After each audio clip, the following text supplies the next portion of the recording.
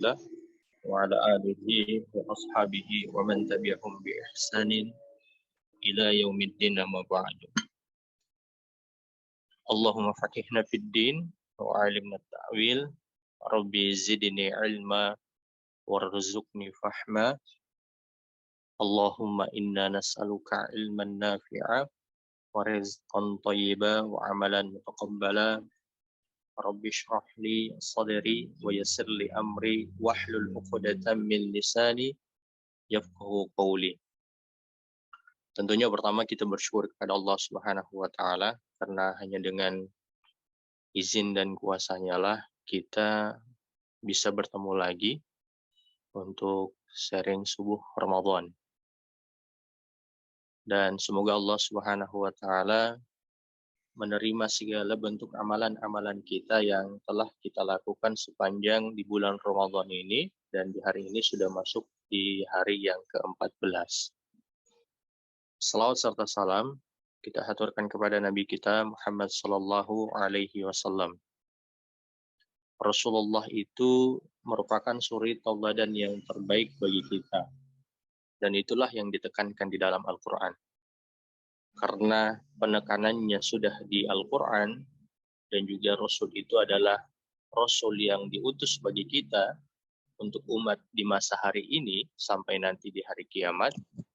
Maka patutlah bagi kita sebagai seorang muslim meneladani Rasulullah dalam masalah akidah ataupun keyakinan, dalam masalah ibadah ataupun hukum yang terkait dengannya, dan dalam masalah muamalah ataupun akhlak. Hari ini kita akan membahas tema tentang keluarga. Saya memberi judul dengan pasangan di rumah, pasangan di surga. Pernikahan itu merupakan bagian daripada ibadah. Kalau tema pernikahan juga ada di dalam ayat di surat At-Tahrim di ayat yang ke-6. Ketika Allah Subhanahu wa taala berfirman, "Ya ayyuhalladzina amanu qu anfusakum wa ahlikum naran waquduhan nas wal hijarah." Allah berfirman di dalam Quran surat At-Tahrim ini sebagai muqaddimah ataupun pembuka terlebih dahulu. Jadi Allah memberikan perintah kepada orang beriman untuk kemudian memelihara diri dan keluarganya dari api neraka. Yang bahan bakarnya itu ataupun bahan bakar dari neraka itu adalah manusia dan batu. Ketika ayat ini turun, Umar bertanya kepada Nabi, kepada Rasulullah Shallallahu Alaihi Wasallam, "Ya Rasulullah, kalau hanya sekedar kita menjaga diri kita dari api neraka, mungkin beliau paham katanya. Tapi bagaimana kemudian kita menjaga keluarga kita dari api neraka?" Maka kemudian Rasulullah menjawab, "Perintahkanlah kepada keluargamu apa yang diperintahkan oleh Allah kepada dirimu."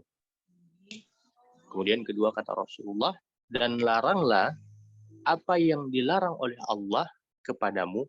Nah, jadi laranglah untuk keluargamu apa yang dilarang oleh Allah untuk dirimu.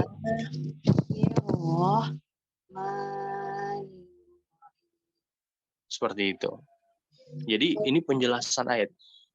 Karena pernikahan ini dia bagian daripada ibadah, dan ibadah itu tidak akan berkualitas ataupun tidak akan menjadi sempurna apabila tidak diilmui, maka pernikahan pula agar dia berkualitas itu harus diilmui. Ya, tentu ilmu tentang masalah pernikahan kembali lagi bagi kita sebagai kaum muslimin merujuk apa yang ada di dalam Al-Quran maupun apa yang ada di dalam hadis Nabi Shallallahu Alaihi Wasallam. Bisa kita lihat saja dalam proses pemilihan pasangan. Kalau misalnya seorang laki-laki ingin menikah, maka dia harus mempertimbangkan 4 hal. Tapi lebih mengutamakan satu hal. Rasulullah kan mengatakan wanita itu dilihat dari 4 hal. keturunannya, hartanya, kecantikannya, dan agamanya. Kemudian Rasulullah menekankan yang paling diutamakan, yang perlu dilihat kepada wanita yang akan ataupun yang ingin dinikahi oleh lelaki adalah agamanya. Begitupun bagi seorang perempuan ataupun wanita ketika menerima pinangan. Ada orang yang ingin meminang dirinya, maka yang harus diperhatikan untuk menerima pinangan itu harus diperhatikan bagi laki-laki itu dua hal.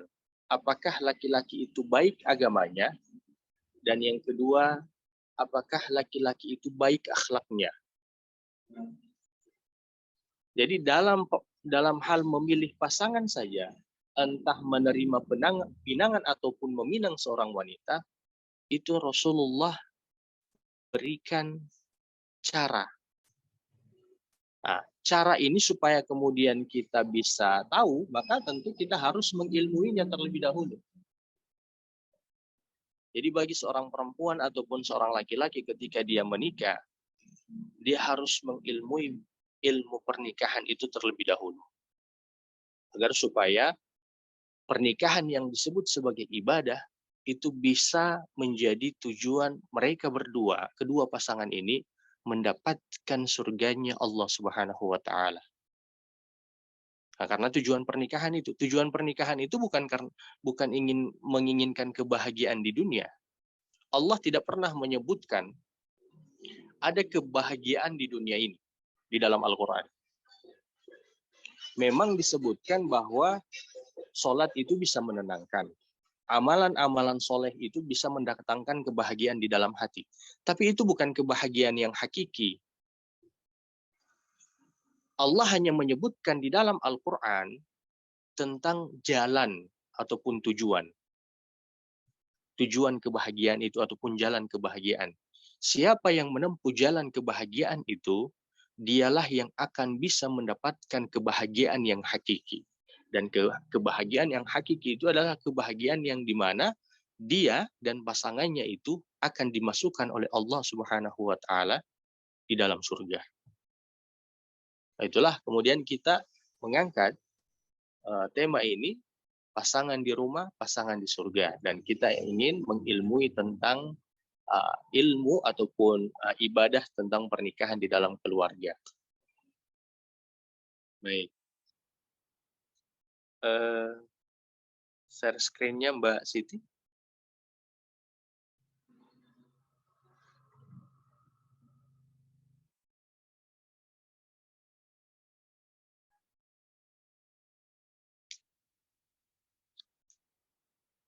Mbak Siti sudah ada? Iya. Aku akan dibantu Mbak Nisa sebentar ya. Oh iya, oke. Sebentar. Baik, berarti saya tunggu Mbak Nisa. Iya. Yang Khairun Nisa, ya. Iya. Ya. Sambil dijelaskan aja, Ustadz, sambil. Oh iya. Baik, terima kasih. Jadi Allah Subhanahu wa taala berfirman di dalam ayat yang ke-34, Ar-rijalu qawwamuna 'alan nisa. Bahwa laki-laki itu adalah pemimpin bagi kaum wanita. Jadi qawwamun itu dia lebih maknanya kepada pelindung, pemimpin ataupun penanggung jawab. Jadi Allah menetapkan di penggalan ayat yang pertama ataupun di penggalan pertama dari ayat yang ke-34 ini bahwa laki-laki itu adalah pemimpin untuk kalangan wanita. Ini merupakan ketetapan dari Allah Subhanahu wa taala. Karena Allah lah yang tahu ciptaannya. Jadi Allah tahu kenapa sampai laki-laki yang dijadikan pemimpin untuk wanita.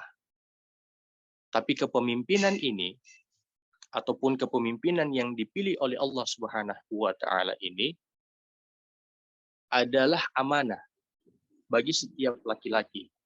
Artinya setiap laki-laki ketika dijadikan sebagai pemimpin dalam keluarga ataupun dalam komunitas yang kecil maupun komunitas yang besar, maka laki-laki itu tidak boleh kemudian bersifat sewenang-wenangnya. Karena memang ada penyebutan organisasi besar maupun organisasi yang kecil. Organisasi kecil itu merujuk kepada keluarga. Walaupun laki-laki telah Allah pilih menjadi seorang pemimpin, maka laki-laki tetap harus mempertimbangkan masukan dari para wanita. Harus mempertimbangkan masukan dari para wanita. Walaupun nantinya ketika diberikan masukan, laki-laki tetap diberikan pilihan. Apakah masukan itu bisa kemudian dipilih, ataukah masukan yang diberikan para pasangan ataupun wanita ataupun istrinya itu tidak dipilih. Nah, ini tentang qawwamun, tentang kepemimpinan di dalam keluarga.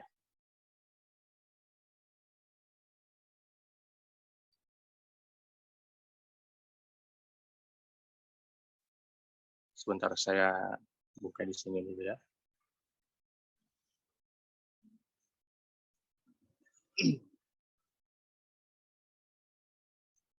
Baik.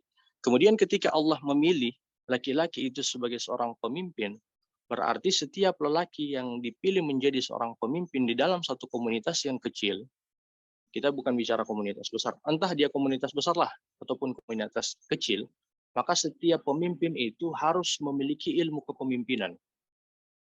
Dan ilmu kepemimpinan yang dipelajari itu haruslah apa yang Allah terangkan di dalam Al-Quran maupun yang ada di dalam hadis Nabi Shallallahu Alaihi Wasallam.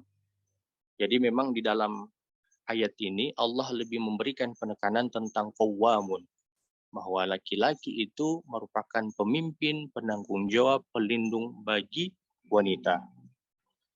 Di penggalan ayat selanjutnya, Allah akan memberikan penjabaran kenapa sampai laki-laki itu dijadikan pemimpin. Nah, pemilihan pemimpin bagi laki-laki ini bukan berarti itu merendahkan kalangan wanita. Tidak.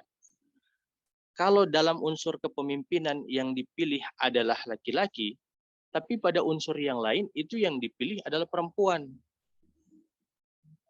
Jadi ketika ada stigma di mana dianggap bahwa Islam itu menindas kaum wanita, ini keliru. Sampai kemudian lahir teori emansipasi. Tidak seperti itu, sebagaimana kalau kita punya sendal ada yang kanan dan ada yang kiri, itu kedua-duanya itu tidak berhak untuk saling mengambil posisi. Kedua-duanya telah diberikan tempat dan mulia pada tempatnya masing-masing. Ini yang pada penggalan yang pertama. Kemudian, alasan kenapa Allah memilih kalangan laki-laki itu sebagai pemimpin, Allah katakan di slide selanjutnya, Mbak Nisa. Bima faddalallahu ba'dahum ala ba'din. Karena Allah telah melebihkan kaum laki-laki dibanding daripada kaum wanita dalam unsur kepemimpinan. Ini ya, cuman dalam unsur kepemimpinan. Islam tidak pernah merendahkan komunitas wanita ataupun kalangan wanita. Buktinya, Rasulullah pernah ditanya tentang masalah berbakti kepada orang tua. Rasulullah kemudian menyebutkan bakti itu diberikan kepada ibu, kedua lagi kepada ibu, ketiga lagi kepada ibu, dan yang keempat itu baru ayah. Bahkan kalau dia disebut dengan jalan menuju surga, kecenderungan itu lebih kepada ibu. Jadi kalau ada disebut orang tua itu merupakan jalan menuju surga, kebanyakan kecenderungan jalan ataupun pintu surga itu bagi orang tua itu lebih kepada ibu. Jadi ketika ada orang yang kemudian tidak puas dengan pemilihan daripada Allah Subhanahu wa taala ini, maka berarti dia adalah orang yang tidak taat kepada Allah. Ini merupakan ketetapan daripada Allah Subhanahu wa taala. Sebagaimana Allah telah memilih Mekah menjadi tempat diturunkannya Al-Qur'an, Allah memilih Nabi Muhammad menjadi nabi yang terakhir, dan Allah juga memilih Ka'bah menjadi arah kiblatnya bagi kaum muslimin, itu semua ketetapan dari Allah. Dan tidak boleh kemudian kita menyelisihinya. Jangan sebagaimana orang-orang Yahudi.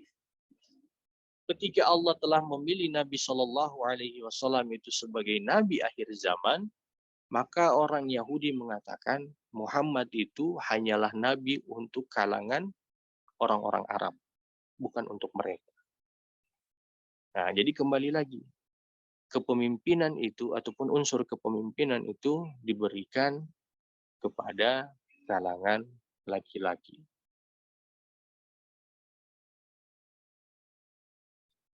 Kemudian, kenapa juga Allah memilih pemimpin itu dari kalangan laki-laki? Pemimpinnya, kita akan insya Allah akan mendetail ini, membahasnya perlahan-lahan. Coba saja dalam masalah permasalahan di rumah tangga. Kalimat cerai ataupun kata cerai itu kan hanya diberikan kepada laki-laki. Hanya diberikan kepada laki-laki. Untuk perempuan itu tidak diberikan kalimat cerai itu. Karena perempuan itu dia lebih kepada perasaannya. Perempuan itu sulit sekali untuk mempertimbangkan sesuatu apabila dia sudah terbawa oleh perasaan. Sulit sekali dia akan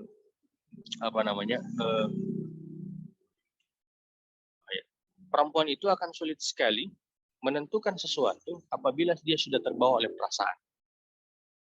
Makanya kalau ada, biasanya sih di dalam keluarga itu, kalau ada pasangan yang bertengkar ataupun berselisih, itu yang paling banyak meminta untuk berpisah itu dari kalangan perempuan. Kalau laki-laki itu masih mempertimbangkan dan masih mau untuk mengingat kebaikan yang di hari-hari yang kemarin yang dilakukan oleh istrinya. Tapi bagi kalangan wanita, karena dia terbawa perasaan, 1000 kebaikan yang dilakukan oleh laki-laki, dan tiba-tiba laki-laki itu melakukan satu kesalahan, maka yang teringat bagi perempuan itu satu kesalahannya. Dan satu kesalahan itu akan meluputkan 1000 kebaikan yang dilakukan oleh setiap suaminya. Maka kemudian kenapa kata cerai itu hanya diberikan kepada laki-laki. Itu. Tapi walaupun laki-laki ini diberikan kata cerai, ini laki-laki tidak boleh sembarang.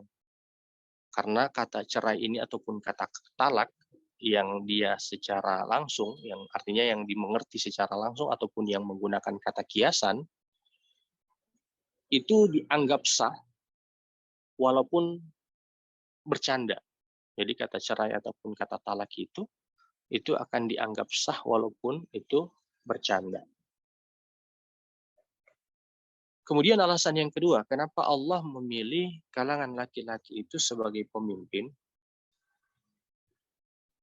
di setelahnya? Silakan Mbak Nisa. Wa bima anfaqu min amwalihim. Karena laki-laki diberikan tugas untuk memberikan nafkah.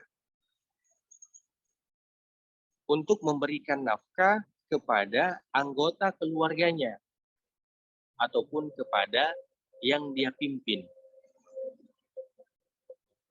Jadi tugas memberikan nafkah itu ada sama laki-laki. Jadi qawwam itu dia kaitan erat dengan memberikan nafkah. Qawwam itu kaitan erat dengan memberikan nafkah. Kalau laki-laki tidak memberikan nafkah, maka dia berdosa. Tidak memberikan nafkah. Misalnya kalau ada laki-laki, dia bekerja, kemudian dia memberikan nafkah. Itu merupakan kewajiban bagi dia dan dia mendapatkan pahala dari itu semua. Nah, kalau dia tidak memberikan nafkah, maka berdosa. Ini tanggung jawab. Kalau perempuan, itu tidak diberikan tanggung jawab untuk masalah nafkah. Jadi ketika perempuan sekalipun dia tidak bekerja, maka tidak ada kewajiban ataupun tidak ada dosa bagi dia ketika dia tidak memberikan uang untuk keluarganya. Begitupun ketika seorang perempuan, misalnya dia bekerja, maka tetap dia tidak punya tanggung jawab ataupun tidak punya kewajiban untuk memberikan uang yang dia dapat dari pekerjaannya itu untuk keluarganya. Nah, ini kan, ini kita akan sudah semakin tahu kenapa sampai Allah memilih kalangan laki-laki itu sebagai pemimpin. Dan nafkah itu ada 5. Ada nafkah perut. Nah, ini nafkah perut. Apa nafkah perut itu? Itu makan dan minum. Jadi setiap para suami ataupun para lelaki itu harus memperhatikan nafkah yang pertama, itu perut. Makan dan minumnya. Bukan soal kuantitasnya, bukan soal banyaknya makanan itu pula yang harus diperhatikan oleh suami sebagai pemimpin. Tapi juga yang harus diperhatikan bagi suami itu adalah halal dan haramnya makanan yang diberikan kepada istri dan anaknya. Gitu. Jadi tanggung jawabnya besar sekali. Karena kalau suami memberikan makanan dari yang haram, maka dosanya itu hanya ditanggung oleh suami. Jadi kalau misalnya ada seorang dalam keluarga, ada seorang suami, dia melakukan satu pekerjaan yang haram lah, seperti di pekerjaan ribawi ataupun di pekerjaan perjudian, intinya yang haram lah. Kalau suami itu memberikan makanan dari hasil itu semua kepada istrinya, maka istrinya tidak berdosa selama istrinya menerima ataupun memakai uang suami itu hanya untuk bertahan hidup. Dosanya itu tetap tanggung jawab seorang suami. Kemudian yang kedua, nafkah itu ada nafkah pakaian. Nah, nafkah pakaian. Jadi seorang suami harus memberikan pakaian kepada istri dan anak-anaknya. Nah, kita kembali ke istri lah. Harus diberikan kepada istri pakaian. Pakaian itu bukan soal pakaian yang banyak jumlahnya ataupun mewah pakaian itu. Tapi yang penting ataupun yang paling pertama harus diperhatikan bagi seorang suami, bagaimana pakaian itu menutup aurat istrinya ataupun pasangannya. Karena kenapa? Ketika suami tidak memperhatikan aurat dari istrinya, maka bukan saja istrinya yang masuk ke dalam neraka, tapi juga suami itu akan Allah masukkan pula ke dalam neraka. Makanya dalam kesalehan ataupun ketaatan, ketika ada suami yang soleh dan istrinya misalnya tidak taat kepada Allah, lalu kemudian suaminya ini tidak pernah mengingatkan tentang ketidaktaatan istrinya, maka nanti di akhirat suaminya itu akan ditarik oleh istrinya untuk masuk ke dalam neraka. Tapi berbeda, ketika ada istri yang soleh, yang taat kepada Allah, kemudian dia memiliki pasangan ataupun suami yang tidak taat kepada Allah, maka nanti di akhirat istrinya masuk ke dalam surga dan suaminya itu masuk ke dalam neraka. Suaminya itu tidak berhak menarik istri masuk ke dalam neraka. Karena apa? Karena tanggung jawab qawwam itu diberikan kepada suami. Ini harus diperhatikan. Kemudian nafkah yang ketiga yang diberikan oleh suami kepada istri adalah tempat berteduh. Dia bentuknya rumah, bentuknya kosan, ataupun kontrakan, apartemen, villa, dan seterusnya. Bukan soal besarnya ataupun megahnya bangunan tempat berteduh itu. Tapi yang harus pula diperhatikan oleh suami itu, bagaimana rumah itu. Rumah itu adalah rumah yang banyak diisi ketaatan di dalamnya. bukan justru banyak diisi kemaksiatan. Jadi walaupun manajemen rumah itu diberikan kepada istri, manajemen rumah, tapi tetap seorang suami memperhatikan apa isi daripada rumah tersebut. Kalau dalam perusahaan kan ada manajernya, manajer itu istrinya, direkturnya itu suami. Begitu. Kemudian nafkah yang keempat adalah pendidikan. Kalau istrinya tidak bisa baca Quran, kalau istrinya tidak sholat, di akhirat nanti yang akan dimintai pertanggungjawaban itu suami. Jadi pendidikan bukan pendidikan masalah umum di sini, tapi pendidikan yang ditekankan dalam masalah nafkah itu pendidikan agama. Ini yang menjadi tanggung jawab. Kemudian yang kelima, terakhir itu tentang nafkah perhatian. Bagaimana kemudian istrinya tidak sholat, tapi kemudian tidak pernah ditegur, tidak pernah dinasehati. Istrinya ketika nampak auratnya, dan juga tidak pernah ditegur oleh suaminya. Ini nanti di akhirat juga, karena suami itu merupakan qawwam, pemimpin penanggung jawab, pemimpin bagi keluarganya, itu akan dimintai pertanggungjawaban. Jadi kata qawwam ini berat bagi setiap suami. Makanya Allah meletakkan pintu surganya seorang istri itu ada pada suaminya. Karena betapa berat ini kepemimpinan di dalam rumah tangga ini. Ada kan pembahasannya sebentar itu tentang hadis yang masalah ketaatan kepada pemimpin. Kemudian Allah Subhanahu wa taala masih di penggalan ayat itu. Itulah kenapa karena laki-laki ini dia merupakan pemimpin, ada yang harus menjadi tanggungan, maka dalam masalah faraid, hukum pembagian warisan, laki-laki itu mendapatkan 2:1 daripada wanita.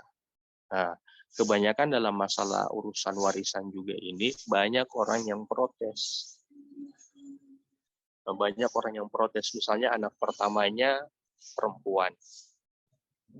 Kemudian anak pertama ini sudah usia 25 tahun.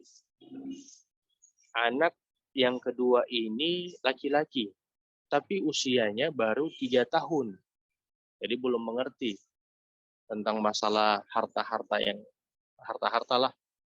Ketika orang tua mereka meninggal, kadangkala anak yang paling tua ini yang jauh daripada anak yang kedua, padahal anak kedua ini adalah laki-laki, itu menganggap dia memiliki hak yang lebih karena dia sudah hidup lebih lama dibanding anak yang kedua.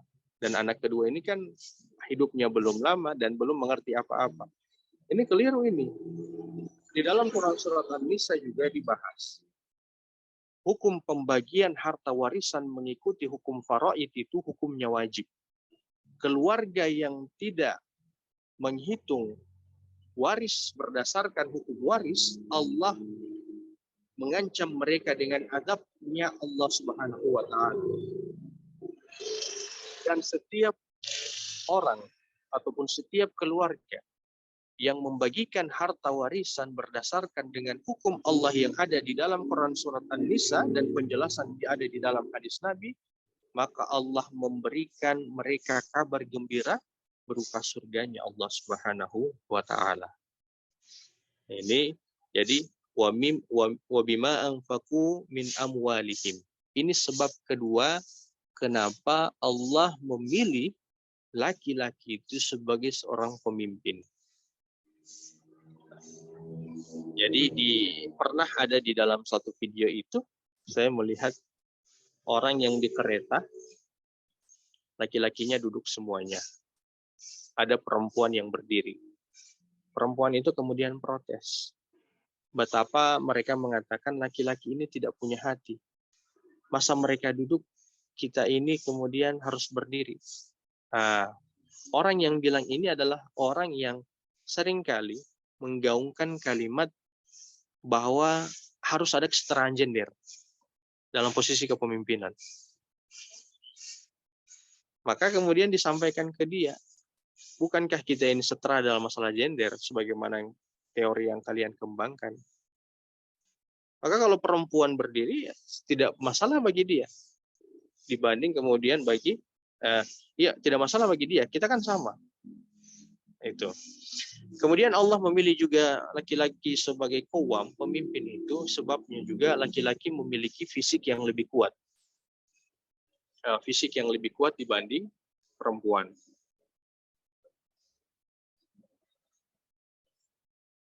Baik, kemudian penggalan ayat yang berikut. Nah, tadi sudah Allah sebutkan tentang masalah kepemimpinan diberikan kepada kaum laki-laki. Sekarang Allah menyebutkan keutamaan daripada kaum perempuan. Allah berfirman, "Fassalihatu qanitatun hafizatun lil ghaibi bima hafizallah." Allah menyebut di dalam ayat ini, maka perempuan-perempuan yang soleh itu adalah perempuan yang taat dan yang memelihara kehormatan dirinya ketika suaminya tidak hadir bersamanya dengan pemeliharaan Allah dan pertolongannya. Jadi Allah menyebutkan di dalam ayat ini, kita sudah bahas tentang masalah wanita. Wanita ataupun perempuan yang soleh itu adalah perempuan yang taat kepada Allah Subhanahu wa Ta'ala. Taat kepada Allah. Jadi kalau disebut dengan taat kepada Allah, berarti dia taat kepada ketetapan Allah bahwa laki-laki itu merupakan qawwam, pemimpin dalam unsur keluarga.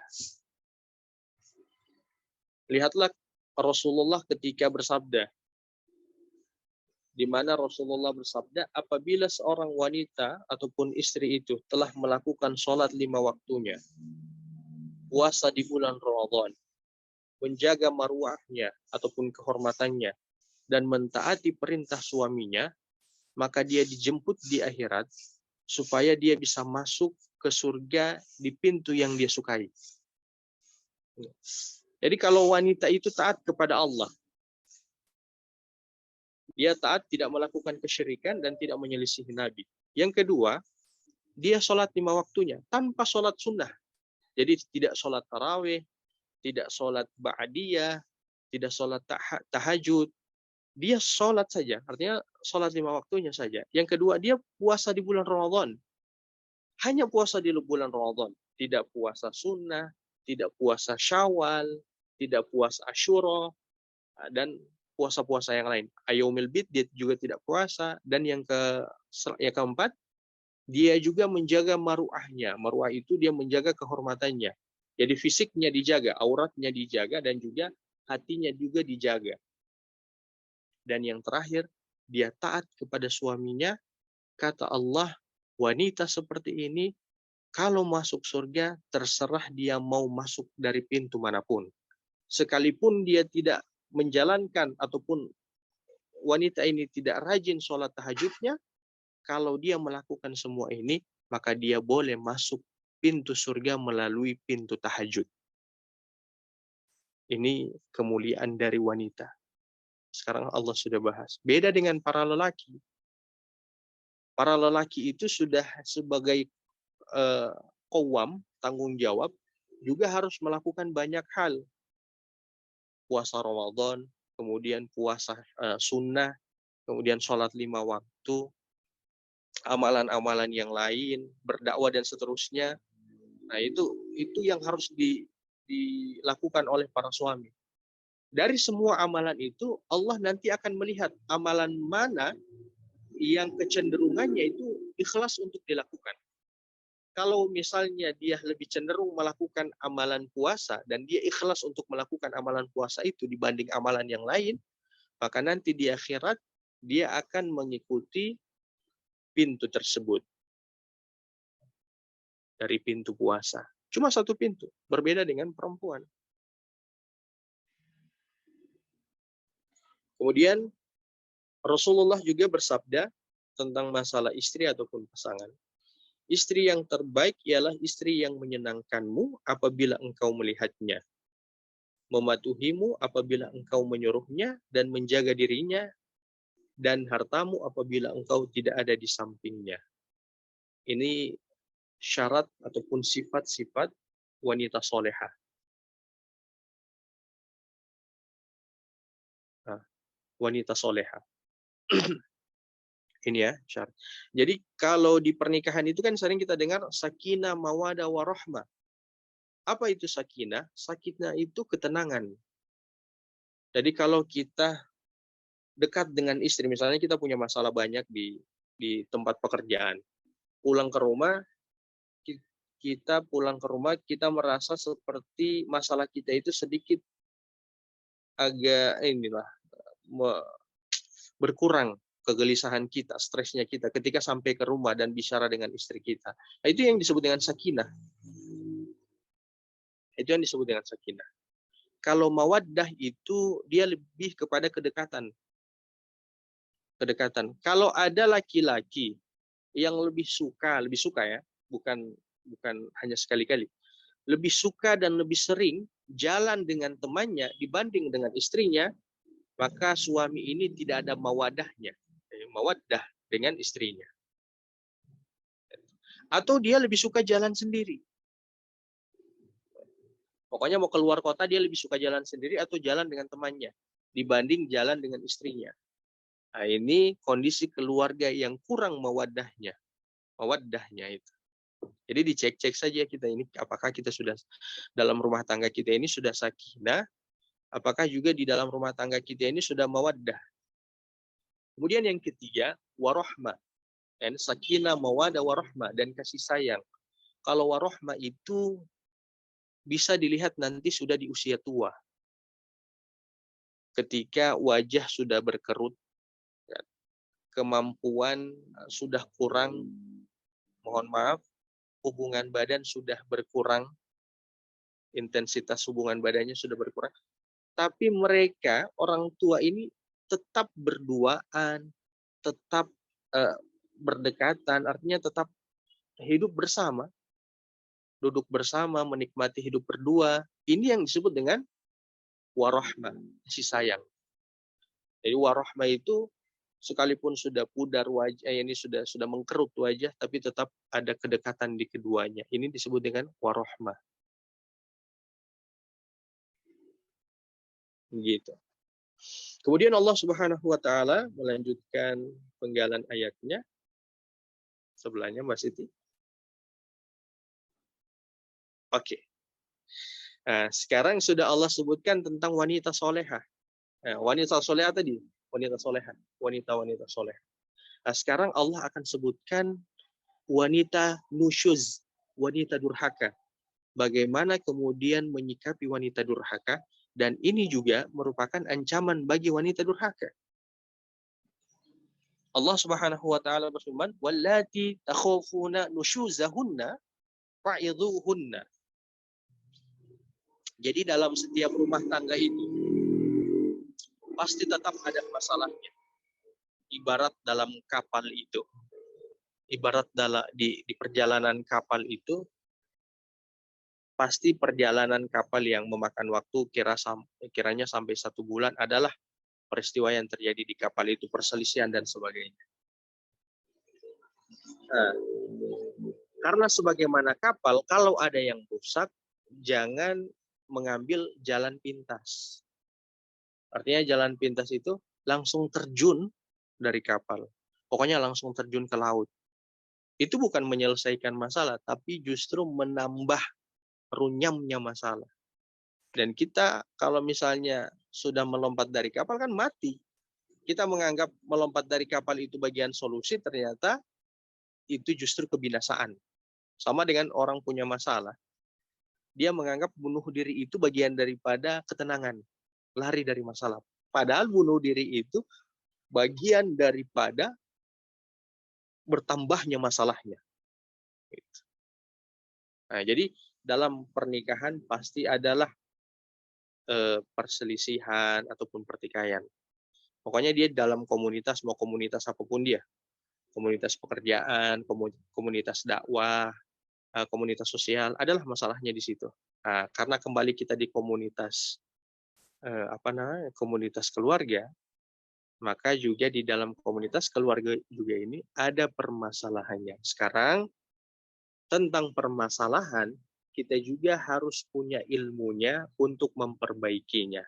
Nah, tentu ilmu untuk memperbaiki, kembali lagi kita merujuk apa yang ada di dalam Al-Quran maupun apa yang ada di dalam hadis Nabi Shallallahu Alaihi Wasallam. Nah, sekarang penggalan ayat ini bicara tentang wanita nusyuz. Wanita nusyuz itu adalah wanita yang durhaka. Wanita yang durhaka kepada Allah Subhanahu wa Ta'ala. Bentuk durhaka ini banyak. Intinya kalau bahasa umumnya, wanita yang melampaui batas, yang tidak mau melakukan perintah suami yang baik-baik, yang berpaling dari suami, membenci suami, melakukan tindakan verbal, kekerasan verbal kepada suami. Nah, ini akan saya bahas nanti sebentar tentang kekerasan verbal ini kepada suami. Jadi Imam Nawawi memberikan contoh-contoh perkara nusyuz, wanita-wanita durhaka. Saya sebut ya satu-satu ya. Jadi dicek ini bagi para wanita yang ada di Zoom ini. Yang pertama kata Imam Nawawi, itu menolak ajakan suami untuk berhubungan badan. Ini satu wanita nusyuz. Yang kedua, istri membenci suami. Yang ketiga, tidak melakukan apa yang diperintahkan oleh suami. Nah, yang mana perintah itu tidak bertentangan dengan syariat. Misalnya menolak untuk suami meminta tolong mengambilkan kopi ataupun mengambilkan teh dan lain-lain. Ini kata Imam Nawawi ya. Jangan salahkan saya ini. Kemudian selanjutnya, istri meninggikan suara di hadapan suami. Kekerasan di dalam rumah tangga itu ada dua. Jangan menganggap hanya para suami itu yang melakukan kekerasan. Istri juga itu bisa melakukan kekerasan. Karena kekerasan itu ada kekerasan fisik dan ada kekerasan verbal. Fisik mungkin melukai kulitnya. Tapi kalau verbal itu melukai sampai ke hati. Misalnya begini, misalnya seorang istri, kau memang tidak ada kebaikan sama sekali. Saya sudah kerja juga, bantu kau punya nafkah ini, kau tidak pernah berterima kasih. Jangankan isinya, isi kalimatnya, meninggikan suara saja itu tidak boleh di hadapan suami. Jadi ingat lagi, kekerasan itu bukan cuma kekerasan fisik. Kebanyakan kalau di media sosial kan kekerasan paling condong lebih kepada suami melakukan kekerasan fisik kepada istrinya. Padahal ada kekerasan verbal. Istri itu kebanyakan yang melakukan kekerasan verbal kepada suami. Kemudian yang selanjutnya, istri itu keluar rumah tanpa izin. Kemudian istri melawan kata-kata suami. Selanjutnya menjauhkan diri dari suaminya, tidak mau melayaninya. Kemudian istri juga bermudah-mudahan meminta cerai.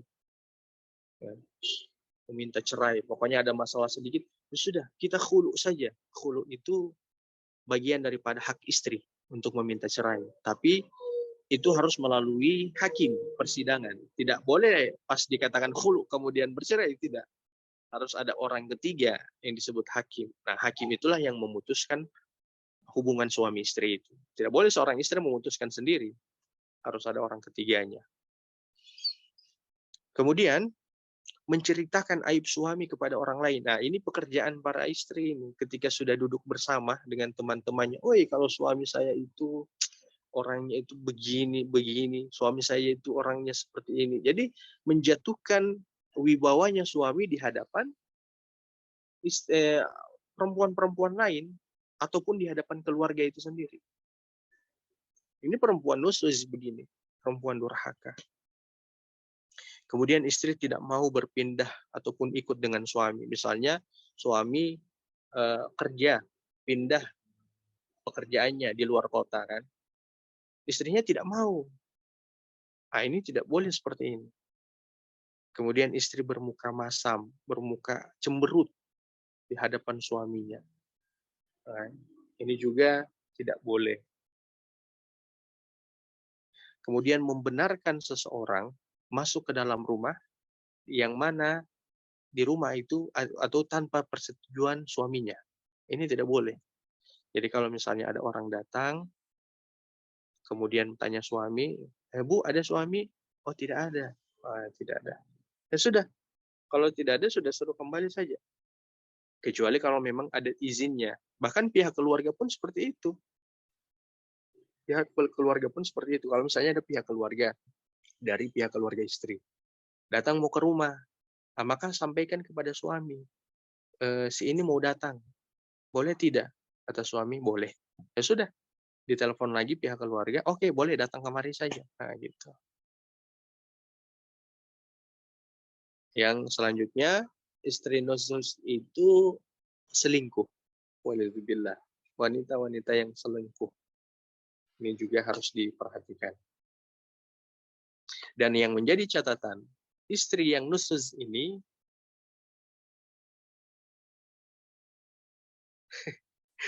ya, saya baca komentarnya, Masya Allah. Oke. Saya lanjut ya. Istri nusus itu dia boleh untuk tidak dinafkahi. Boleh untuk tidak dinafkahi sebagai bentuk peringatan. Nah, sekarang Allah memberikan cara di sini. Kalau misalnya seorang suami mendapati istrinya melakukan kesalahan, maka yang harus dilakukan oleh suami itu adalah menasehatinya berulang-ulang. Bukan langsung menceraikannya. Bukan langsung mengantarkannya ke orang tuanya. Jadi menasehatinya berulang-ulang. Bukan sekali, bukan sehari, bukan 2 hari. Tapi berulang-ulang.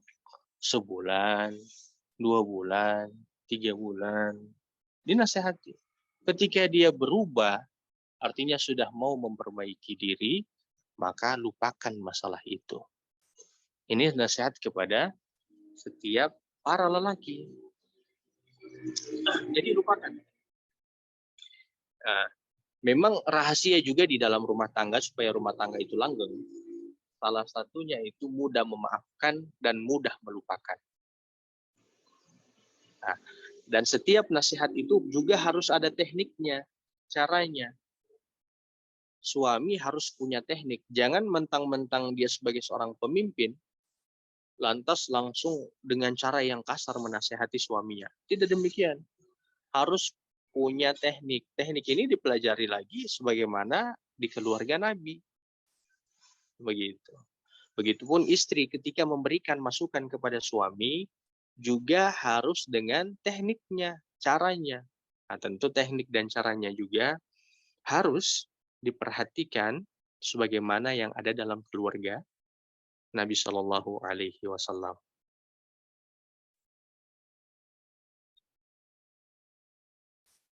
Ya. Kemudian lanjut. Sudah. Oh ya, sebentar. Lanjut. Mbak Nisa sebelahnya. Kemudian Allah Subhanahu wa taala berfirman, "Wahjuruhunna fil madaji." Kalau misalnya sudah dinasihati berulang-ulang, bukan hanya sekali, tapi berbulan-bulan, tetap tidak ada perubahannya, maka yang dilakukan oleh seorang suami itu adalah berpisah ranjang darinya. Berpisah ranjang. Ini yang harus dilakukan oleh seorang suami. Jadi kembali lagi tadi nasihat. Kalau sudah nasihat sekali, kemudian berubah, lupakan. Kalau dibikin lagi, tidak usah lagi diungkit yang masalah kemarin. Nasihati lagi, dia berubah, lupakan. Jangan ditumpuk-tumpuk, kan sudah dinasihati, sudah berubah. Begitupun seorang istri, kan sudah berubah. Kalau sudah berubah, ya sudah, lupakan itu. Ketika melakukan hal yang sama, nasihati lagi.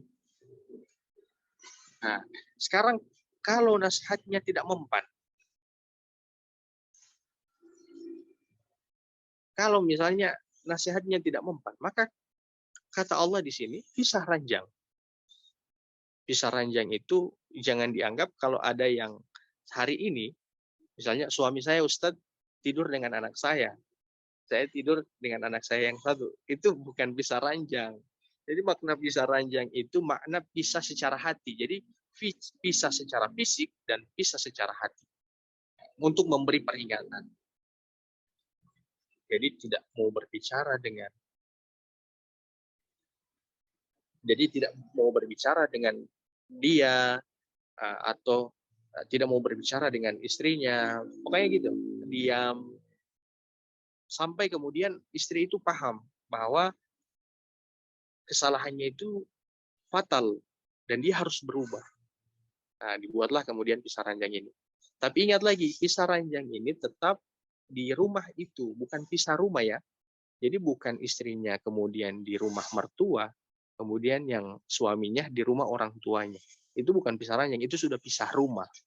Pisah ranjang itu tetap serumah, tapi beda ranjang dan berpisah dalam hati. Berpisah di hatinya.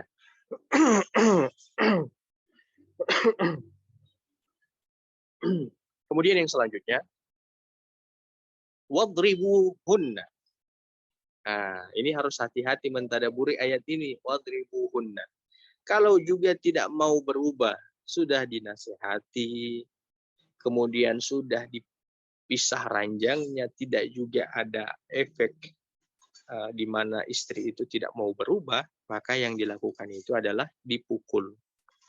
Nah, kalau kata dipukul, kalau tidak ditadaburi kalimat kata ini bisa bahaya. Seakan-akan Allah memperbolehkan menampar seorang wanita. Tidak. Inilah kenapa kita harus mempelajari ilmu rumah tangga ini di dalam Al-Quran dengan baik dan mentadaburinya juga dengan benar. Jadi wadribuhunna ini langkah ketiga. Pukul itu pukul pakai ilmu. Pukul yang mendidik, bukan pukul yang menyakiti.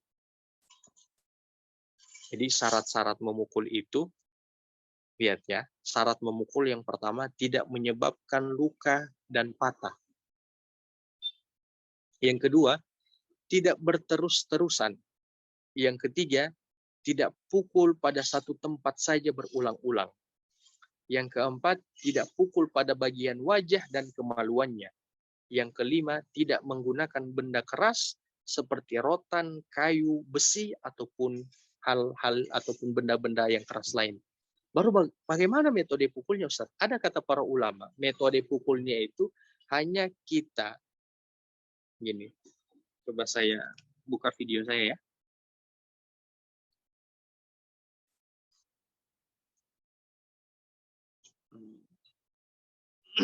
Nah, kalau pukul itu hanya 2 jari begini. Jadi 2 jari ini kemudian dipukulkan di bagian tangan ataupun kaki. Itu pun tidak dengan keras. Bentar.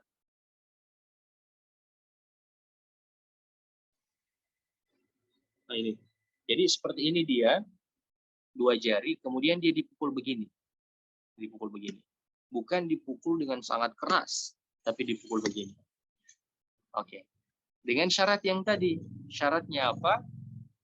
Syaratnya itu tidak di tempat itu 3 kali berterus-terusan, dan dia hanya dibatasi 3 kali.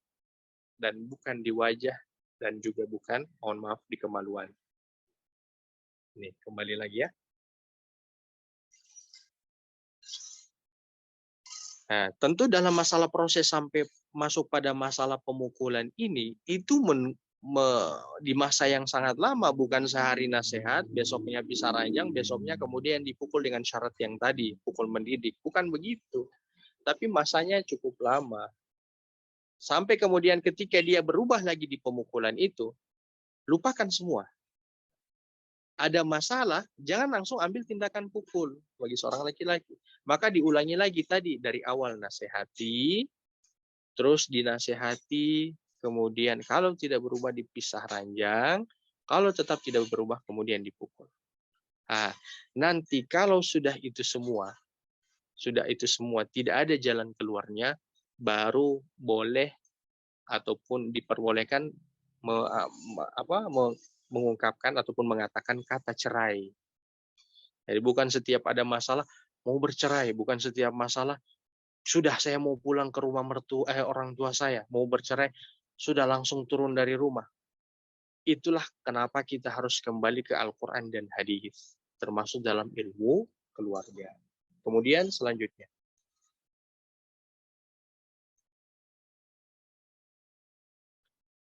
Lanjut, Mbak Nisa. Wa in ata'nakum fala tabaghu 'alaihinna sabila.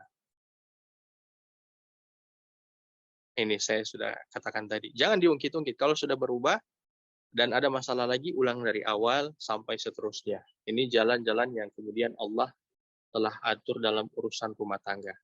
Kemudian yang terakhir, di ayat ini, yang terakhir di ayat ini, sebelahnya, Mbak Nisa. Innallaha kana 'aliyan. Itu. Ayat tadi. Innallaha kana 'aliyan kabira.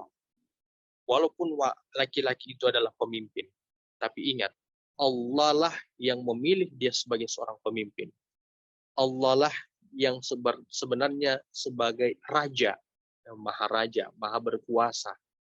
Kekuasaan laki-laki itu harus berdasarkan dengan aturannya Allah. Jadi laki-laki itu tidak boleh semena-mena ataupun melanggar hukumnya Allah Subhanahu wa taala. Untuk itu setiap rumah tangga harus memperbanyak ilmu parenting, ilmu keluarga. Tentu pelajari yang ada di dalam Al-Quran maupun hadis. Kemudian ayat yang selanjutnya. Ayat selanjutnya, Mbak Nisa. Sebelahnya.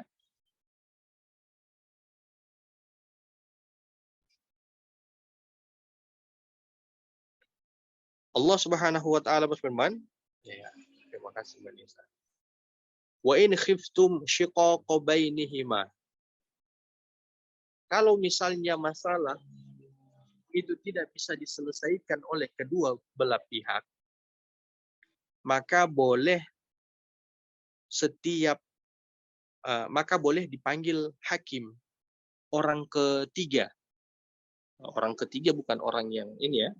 Orang ketiga maksudnya itu adalah orang yang mendamaikan dari pihak laki-laki maupun pihak perempuan. Mereka menjadi juru damai dari rumah tangga itu.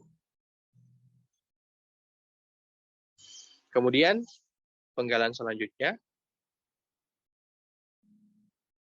Mbak Nisa.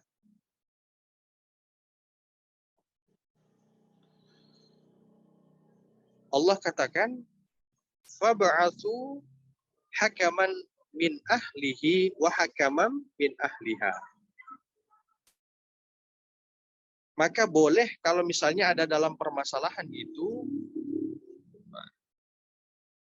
dipanggil hakim. Hakim itu sebagai wali juru damai.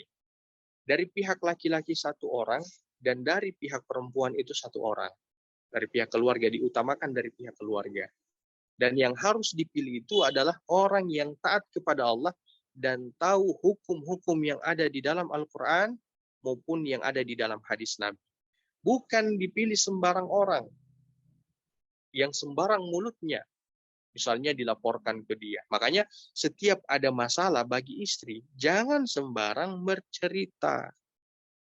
Bercerita itu nanti pada orang yang tepat. Karena kalau bicaranya kepada orang yang tidak tepat, itu masalahnya akan semakin runyam dan akan lebih mengaitkan keluarga besar. Akan terkait keluarga besar. Yang awalnya cuma di keluarga kecil, tiba-tiba karena istrinya salah memilih hakim atau salah memilih orang untuk diceritakan masalah itu, ternyata masalah justru jadi lebih runyam. Dan ini kebanyakan seperti ini. Ada orang yang tidak tahu dengan hukum-hukum yang ada di dalam Al-Quran, mereka memberikan solusi, ya sudah, kau masih bisa dapat yang lain. Ya sudah, memang dia sudah seperti itu dulunya. Memang masa lalunya itu buruk sekali. Aibnya sudah saya tahu dari dulu. Kau tidak pantas dengan dia. Nah, jadi memilih orang untuk menjadi hakim dalam perselisihan haruslah orang yang soleh, diutamakan pihak keluarga, dan orang yang tahu, paham tentang hukum yang ada di dalam Al-Quran dan hadis.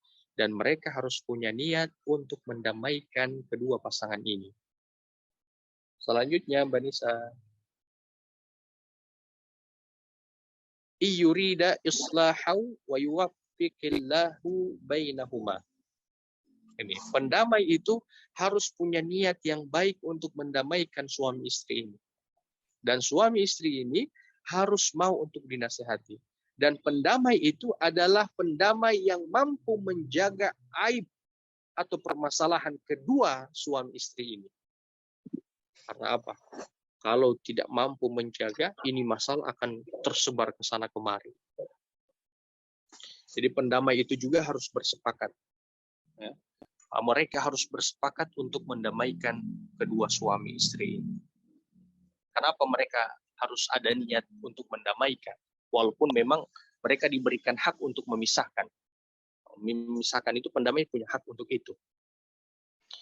Jadi kalau misalnya ada seorang suami yang tidak taat kepada Allah, yang melakukan kekerasan fisik, sudah kekerasan verbal, mengancam nyawa, nah ini pendamai boleh kemudian memberikan opsi untuk memisahkan kedua suami istri ini. Tapi tetap aib keduanya ini harus dijaga. Kemudian selanjutnya Allah Subhanahu wa taala berfirman di penggalan berikut.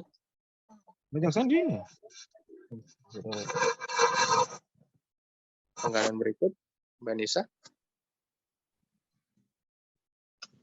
Nah, ini.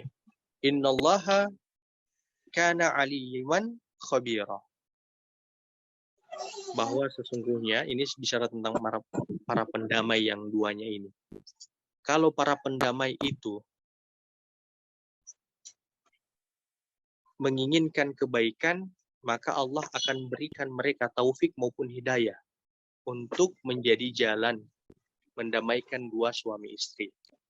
Tapi kalau mereka itu punya niat yang buruk, maka Allah akan memintai pertanggungjawaban bagi mereka berdua.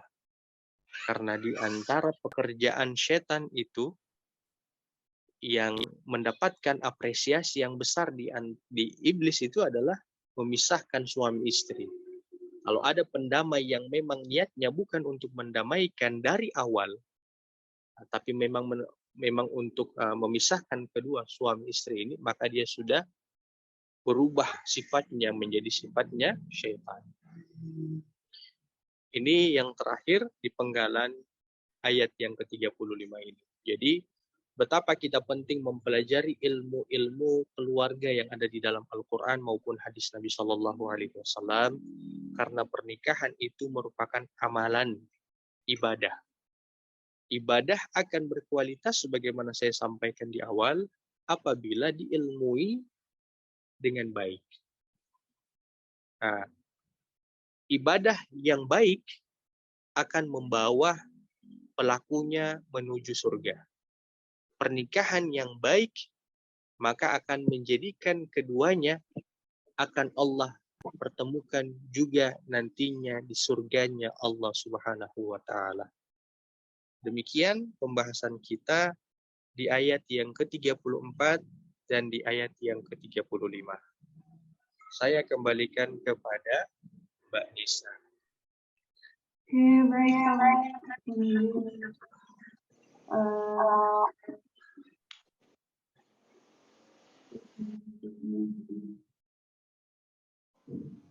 Silakan Mbak Nisa. Di sini sudah banyak yang di ruang chat, banyak ada yang bertanya juga ya Pak. Mungkin bisa langsung dilanjut ke sesi tanya jawab ya Pak Mujiono. Oke, baik. Di sini ada Kak Siti yang pertama pertanyaannya, kalau laki-lakinya yang belum sadar jika harus sholat, bagaimana ya? Kemudian yang kedua, jika penghasilan suami terbatas, ini terkait kepemimpinan tadi yang dibahas di awal ya Pak. Jika penghasilan suami terbatas, istri kemudian membantu untuk meringankan biaya kebutuhan keluarga juga bagaimana? Yang ketiga, bagaimana mendekatkan ayah kepada anaknya. Mungkin bisa langsung dijawab terlebih dahulu. Iya, oke. Oke, Mbak Nisa. Jadi ada pertanyaan dari Mbak Siti. Kalau laki-laki yang belum sadar jika harus sholat, maka seperti apa? Tentu sebagaimana tadi, atau di awal lah, karena yang punya hati ini adalah Allah Subhanahu wa Ta'ala, maka seorang istri haruslah memperbanyak doa kepada Allah Subhanahu wa Ta'ala, agar supaya Allah memberikan hidayah kepada suaminya tersebut. Kemudian setelah berdoa kepada Allah, artinya doa ini harus senantiasa dilakukan. Nah, setelah berdoa, kemudian dinasehati, disampaikan dengan baik dan disampaikan dengan adab. Pakai teknik-teknik menasehati. Jangan langsung juga sebagaimana kita sampaikan, ini kau ini suami kurang ajar ini. Nah, tidak punya tanggung jawab kepada seorang istri. Jadi harus ada teknik dalam menasehati. Jadi itu doa dulu, kemudian dinasehati. Kemudian yang ketiga, setelah dinasehati, ajak suami pada hal-hal kebaikan. Ajakan ini bisa ajakan yang tidak secara langsung. Misalnya seorang istri ingin sholat di masjid, maka istrinya bilang, boleh antarkan saya ke masjid, begitu kan? Nah, atau misalnya ngaji ataupun ta'lim. Jadi istrinya minta tolong kepada suaminya, boleh antarkan saya ke ta'lim atau ke pengajian, gitu. Karena memang pernah ada kisah nyata, dan ini terjadi juga di kalangan yang mengaji sama saya ya. Suaminya, istrinya itu rajin ngajinya. Suaminya itu nunggu di luar, pokoknya nunggu di luar terus. Sampai satu ketika suaminya itu dengar isi daripada kajian itu. Adalah ketertarikan sedikit demi sedikit. Mulai dia cari di HP, di sosmed, di YouTube dan seterusnya. Mulai kemudian dia memperbaiki diri, mungkin sholat di rumah dulu. Yang di awal-awal lah, orang suami mungkin karena malu ke teman-temannya, bahkan malu ke istrinya. Mulai jalan lagi, ada tahap di mana dia sudah mulai ke masjid, tapi dia tidak berpakaian ini layak mau ke masjid, hanya pakai kaos dan seterusnya, karena memang masih ada malunya. Sampai seterusnya lah. Intinya tadi, sebagaimana saya sebutkan, berdoa kepada Allah, nasihati, dan ajak secara tidak langsung. Kalau mampu untuk ajak secara langsung, tapi biasanya kalau ajak secara langsung itu akan ada penolakan. Maka ada ajakan secara tidak langsung. Dan ajakan ini bukan hanya sekali dua kali, tapi terus-menerus. Kemudian selanjutnya, pertanyaan yang kedua, jika penghasilan suami terbatas, istri kemudian membantu untuk meringankan biaya kebutuhan keluarga, bagaimana? Tidak masalah kalau istri sukarela untuk membantu. Tapi istri tidak punya keharusan dan kewajiban membantu suami. Kalau istri misalnya membantu dengan sukarela, maka tidak masalah itu. Tidak masalah seperti itu. Nah itu. Cuman beda dengan suami. Suami hukumnya wajib dan harus, sedangkan istri itu hukumnya tidak wajib dan tidak harus. Begitu. Kemudian yang ketiga, bagaimana mendekatkan ayah ke anak-anaknya? Pergi berlibur bersama. Misalnya jalan ke mana lah, ke pantai atau liburan kemana. Biasanya dalam liburan seperti itu, di liburan itu akan menjadikan ada me time lah antara ayah dan anak ataupun keluarga itu sendiri. Jadi kembali lagi tentang kedekatan ayah dan anak ini, mintanya tetap kepada Allah, cuman usahanya kita ataupun ikhtiar itu dari istri, diantaranya pergi berlibur. Nah, gitu.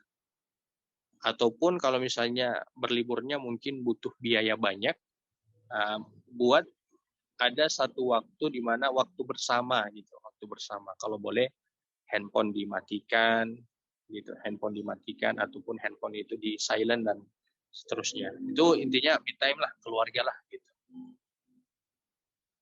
Karena memang di dalam Al-Qur'an Kalau bicara tentang pendidikan ayah dan anak itu lebih banyak dibanding pendidikan antara ibu dan anak. Bukan pendidikan ya, dialog. Walaupun dialog itu sudah mewakili juga pendidikan. Misalnya di dalam Al-Quran ada Ibrahim dan Ishak, ada Ibrahim dan Ismail, ada Luqman dan anaknya. Bahkan kalau misalnya yang durhaka kan ada Nuh, Nabi Nuh dengan anak yang durhakanya itu. Nah, begitu juga dengan bapak angkat Fir'aun dengan Musa. Ada juga kan Nabi Yakub dengan Nabi Yusuf. Ada bahkan mertua, di mana Nabi Musa bertemu dengan mertuanya yang di Madian, kan negeri Madian itu. Nah, jadi memang perempuan itu, istri itu sebenarnya sebagai jembatan saja. Kalau di dalam, kalau kita ambil contoh lingkungan pendidikan, sekolah, kepala sekolahnya itu suami. Kemudian gurunya itu istrinya.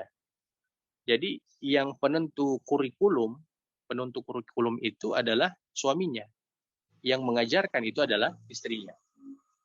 Begitu. Jadi memang kepala sekolah itu jarang sekali itu bertemu dengan murid. Tapi kepala sekolah itu yang menentukan kurikulum. Cuman di mana ada kepala sekolah tetap ada waktu bersama dengan anak-anaknya. Karena memang kan biasanya kan kalau seorang suami kan ada waktu untuk bekerja, jadi jarang dia dengan anaknya. Cuman kalau misalnya ada waktu di mana dia bisa dengan anaknya, maka dia harus memberikan waktu pada waktu-waktu yang senggang itu. Wallahu a'lam. Apa boleh mengulang yang sakinah dan mawaddah? Nah, sakinah itu ketenangan. Kalau kita melihat ataupun kita dengan istri kita merasa lebih tenang. Kan ada orang yang lah kalau misalnya stres dengan pekerjaan, ruwet lah. Dia lebih condong mau ke bioskop lah, ke mall lah, atau jalan-jalan kemana. Nah, itu orang yang tidak punya sakinah itu. Tidak ada sakinahnya itu. Tapi ada orang yang banyak masalah di pekerjaannya. Misalnya suaminya ataupun istrinya. Dia lebih condong untuk pulang ke rumah. Bicara dengan istrinya. Itu disebut dengan sakinah. Karena dia merasa justru ketika dia bersama istrinya, dia mendapatkan ketenangan dibanding harus jalan-jalan. Kalau mawaddah itu lebih kepada kedekatan. Nah, kurang lebih lah kedekatan dengan sakinah dengan mawaddah ini dekat. Kalau mawaddah ini dia lebih kepada kedekatan. Misalnya kalau misalnya ada orang yang dia lebih suka keluar kota dengan teman-temannya, atau lebih sering dengan teman-temannya, atau lebih sering sendiri dibanding dengan istrinya, ini orang yang tidak ada mawaddah di dalam keluarganya. Tapi kalau ada orang yang dia lebih sering suka dengan istrinya, mau keluar kota lah, ataupun dengan pasangan, mau keluar kota lah, mau ke mana lah, dia lebih suka dengan pasangannya. Ini yang disebut dengan keluarga yang ada mawaddah di dalam keluarga tersebut. Sesuai penjelasan Ustaz tentang nafkah, bagian perut, jika istri tahu penghasilan suaminya tidak halal, tetapi istri tidak melarang karena si istri butuh untuk bertahan hidup, apakah ini dibolehkan? Nah, gini. Jadi, ketika istri tahu penghasilan dari suaminya itu haram, maka istri boleh untuk menasihati. Bukan boleh, harus untuk menasihati. Tapi kan nasihat itu, sebagaimana tadi, nasihat itu kan berjalan lama. Sampai nanti boleh seorang istri itu meminta khulu. Khulu itu. Khulu itu akan diterima nanti di pengadilan apabila alasannya tepat. Misalnya suaminya kasar, karena akan mengancam dirinya itu, ataupun penghasilannya haram. Nah, itu akan biasa diterima oleh hakim. Walaupun jangan sedikit-sedikit khulu. Karena ancaman bagi perempuan yang meminta cerai juga itu ancamannya besar. Ancaman azabnya itu besar. Dosanya itu besar. Cuman dalam masalah menunggu ataupun dalam masalah nasihat itu, range waktu menasihati itu, istri boleh memakan dari yang haram itu, penghasilan dari suaminya. Tapi sekedar dia bertahan hidup. Bukan sekedar untuk dia berfoya-foya. Artinya bertahan hidup itu rangkaian nafkah yang tadi. Bukan cuma makan, tapi juga pakaian.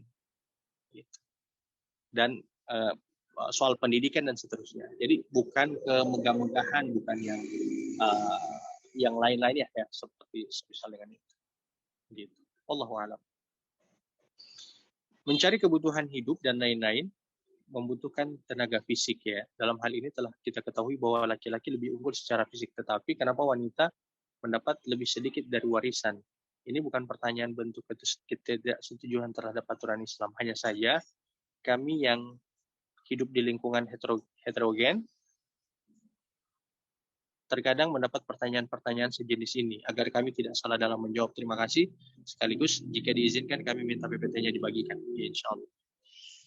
Jadi kenapa dalam hukum faraid perempuan itu mendapatkan setengah daripada laki-laki? Karena tadi qawwamnya itu, kepemimpinan itu tanggung jawabnya. Laki-laki punya tanggung jawab, punya kewajiban untuk memberikan nafkah kepada istri dan anak-anaknya. Sedangkan istri ataupun wanita itu tidak punya tanggung jawab, tidak wajib, tidak memiliki kewajiban untuk memberikan nafkah kepada keluarganya. Makanya kenapa sampai dalam hukum faraid itu laki-laki itu 2 dibandingkan 1 bagi perempuan. Tapi kan dalam kehidupan kita butuh Ustaz, kan? Apalagi kehidupan kita di hari ini. Jawabannya seperti itu.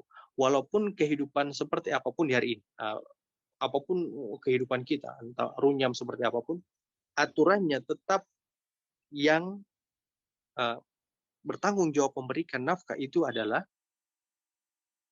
suami, bukan istri. Wallahu a'lam. Assalamualaikum. Kalau kita lihat di kehidupan sehari-hari, wanita itu lebih multitasking daripada laki-laki. Wanita akan mengurus anak-anak dan pendidikannya, urusan rumah, pengelolaan keuangan rumah tangga, mengurus orang tua yang sudah uzur, masalah keluarga besar, dan lain-lain. Kebanyakan laki-laki lebih fokus pada mencari nafkah saja. Padahal sebagai pemimpin, laki-laki harus terlibat dalam semua urusan. Bagaimana mendidik anak-anak laki-laki supaya mereka paham perannya sebagai pemimpin dalam rumah tangga? Iya, kalau ini sebagian sudah dijawab oleh Mbak Siti. Kurikulum edukasi saat kuliah menjadi laki-laki dewasa dan pemimpin keluarga. Oke. Menjadi PR untuk kita juga, orang tua, untuk mendidik anak laki-laki kita supaya jadi laki-laki yang bertanggung jawab dan mampu jadi kepala keluarga ketika menikah nanti. Semoga Allah mampukan. Di dalam Al-Quran disebut dengan ar-rijal. Rijal itu dia bukan saja laki-laki. Kalau zakar, di dalam Al-Quran itu ada zakar. Zakar itu dia fisik laki-laki. Lebih ke fisiknya kalau zakar. Kalau rijal itu lebih kepada unsur kepemimpinan, tanggung jawab. Bagaimana kemudian memahamkan unsur kepemimpinan pada anak laki-laki, tetap lagi kembali kepada kurikulum pendidikan yang ada di dalam Al-Quran maupun hadis Nabi Shallallahu Alaihi Wasallam. Jadi kembali lagi didekatkan pada unsur-unsur Al-Quran dan hadis. Kalau ada anak kita, yang terbaik adalah diikutkan pada kelas-kelas tadabbur tentang masalah kepemimpinan ataupun tentang tema-tema kepemimpinan. Kalau anak-anak kita ada juga, maka selain daripada tema-tema kepemimpinan, itulah tadabbur, taklim ataupun kelas tentang unsur-unsur kepemimpinan yang ada di dalam Al-Quran maupun hadis Nabi Sallallahu Alaihi Wasallam. Adakah amalan yang bernilai pahala setara dengan taat pada suami bagi wanita yang belum atau tidak bersuami? Tidak ada. Tidak ada. Jadi tidak ada amalan yang sama yang dimana dia amalan itu setara dengan taat kepada seorang suami. Kalau misalnya ada wanita yang belum menikah, maka yang di dia itu tersisa 4 tadi. Walaupun yang tidak disebutkan itu adalah masalah syahadat. Jadi dia tidak melakukan kesyirikan. Kemudian yang kedua, tidak menyelisihi Nabi. Yang selanjutnya, sholat 5 waktu, puasa di Ramadan, dan menjaga maruahnya, menjaga izzah dirinya secara fisik, auratnya, dan juga secara hatinya. Begitu. Cuman kalau memang ada suami, itu lebih mendapatkan pahala dibanding tidak bersuami.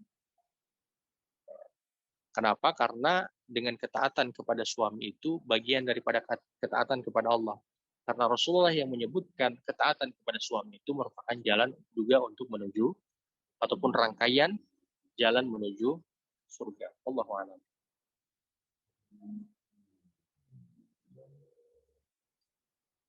Iya, sakinah mawaddah hampir mirip ya, karena merasa tenang dengan pasangan itu, maka jadi ingin selalu dekat-dekat ya. Pokoknya sakinah mawaddah warahmah itu dia hampir dekat dalam ini. Dia saling apa ya? Saling berkaitan antara sakinah mawaddah warahmah. Kalau ada sakinah pasti ada mawaddah warahmahnya. Gitu. Wallahu a'lam. Saya kembalikan ke Mbak Nisa. Alhamdulillah sudah dijawab beberapa pertanyaan dan dari teman-teman sekalian. Jika dari teman-teman ada yang ingin berikan feedback atau ingin bertanya kembali, ini ada Mbak Komaria tadi. Baru-baru bisa langsung raise hand. Ini ada, oh ya, terima kasih Ustadz atas penjelasannya. Mungkin untuk dari sesi tanya jawab cukup. Dari teman-teman sekalian, jika ada yang ingin memberikan refleksi atau ingin juga berbagi terkait materi pada pagi hari ini, dipersilahkan bisa raise hand. Di sini ada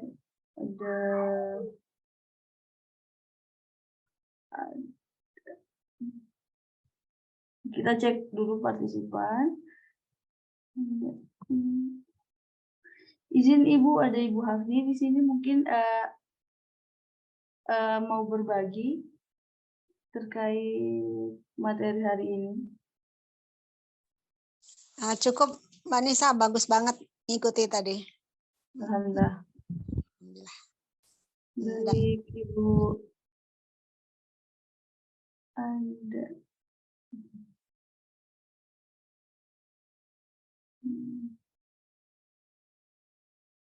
Nah tadi banyak banget ya insight baru namanya bagi kami yang mungkin yang belum menikah juga ya, bisa mendapatkan pengetahuan mengenai apa tanggung jawab dan masing-masing baik laki-laki dan perempuan, dan mungkin bisa menjadi pengingat kembali bagi yang sudah menjalankan ibadah menikah ini tadi.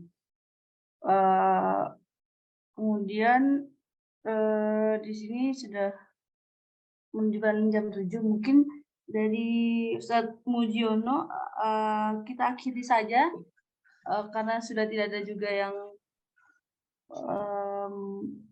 yang ingin bertanya dan ingin berbagi. Mungkin boleh Ustadz untuk memberikan closing statement-nya. Saya akan bertanya di sini, tapi raise hand ya. Kalau ini ada sekitar 50 orang, saya minta untuk raise hand. Siapa yang usia pernikahannya di bawah 5 tahun? Silakan raise hand. Boleh teman-teman. Iya. Yang usia pernikahannya di bawah 5 tahun. Oh, ada nih, ada Mas Taufik Fajar. Baik. Siapa yang usia pernikahannya dari 6 tahun ke atas? Iya, itu sebentar, berarti masih ada. Oke. Yang 5 tahun ke bawah dulu lah. Yang 5 tahun ke bawah. Yang 5 tahun ke bawah, ya. Ini ya, yang 5 tahun ke bawah. Hanya 3 ya. Yes. Yang 5 tahun ke bawah. Oke, 3. Baik, boleh ini kan resign-nya. Boleh diturunkan teman-teman. Iya, turunkan teman-teman. Siapa yang usia pernikahannya dari 6 tahun sampai ke atas? Nah, ini kalau ini banyak ini. Masya Allah.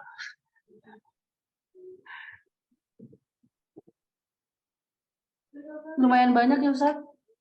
Banyak sekali. Oke, terima kasih. Berarti yang tidak sempat angkat tangan belum menikah ini. Ada mungkin karena kesibukan Ustaz. Oh iya. Iya. Oke, itu yang saya sebutkan tadi. Yang tadi ada beberapa yang 5 tahun, yang setelahnya itu 5 tahun ke atas, dan yang tidak angkat tangan mungkin belum menikah atau sudah single parent, sudah meninggallah pasangannya. Gitu.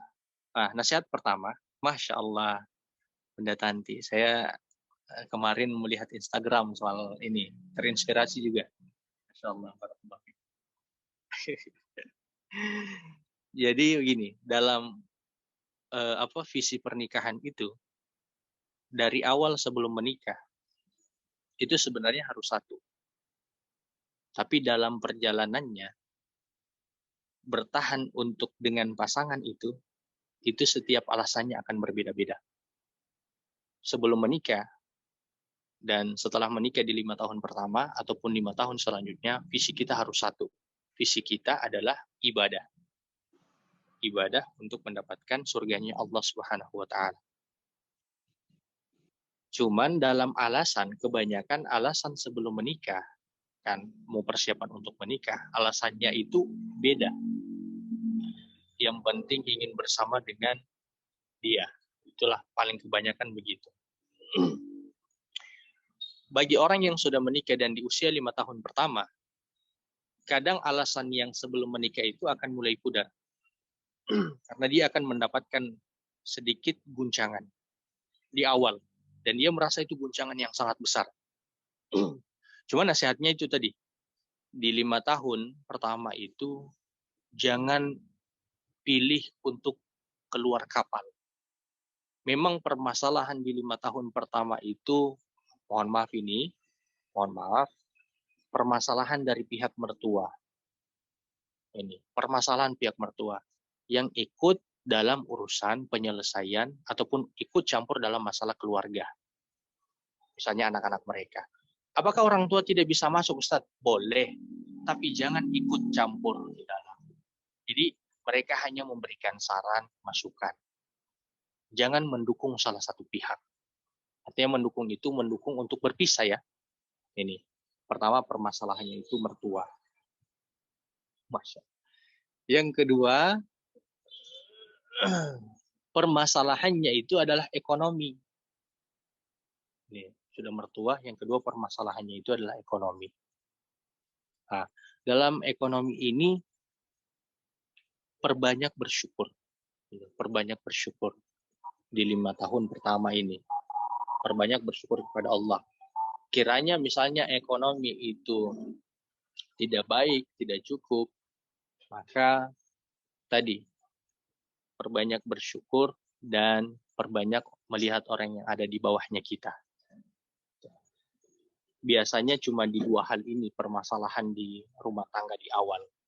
5 tahun yang berikut, ini bukan lagi alasan bertahan itu karena saya cinta suami saya ataupun saya cinta istri saya.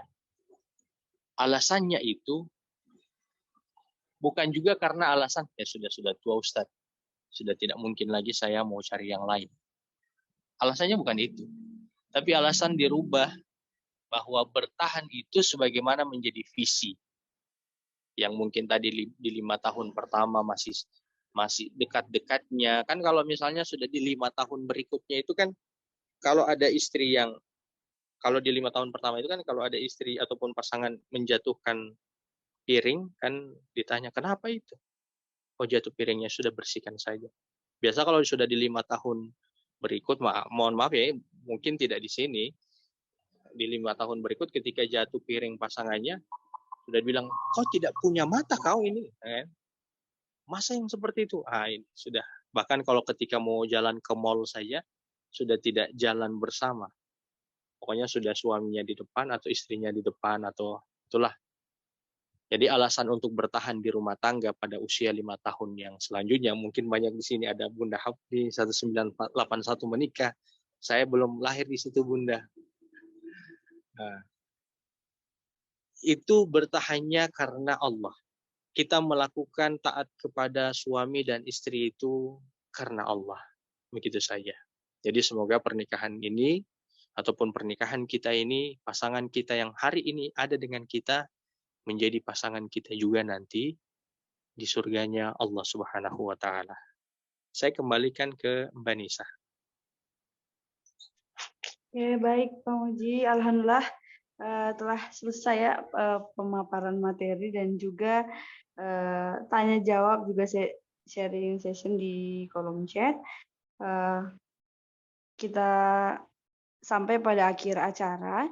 Marilah kita bersama-sama mengucapkan doa kafaratul majelis. Subhanakallahumma wabihamdika asyhadu an la ilaha illa anta astaghfiruka wa atubu ilaik. Terima kasih banyak Pak Ustadz Mujiono dan teman-teman yang lain yang sudah mau berpartisipasi baik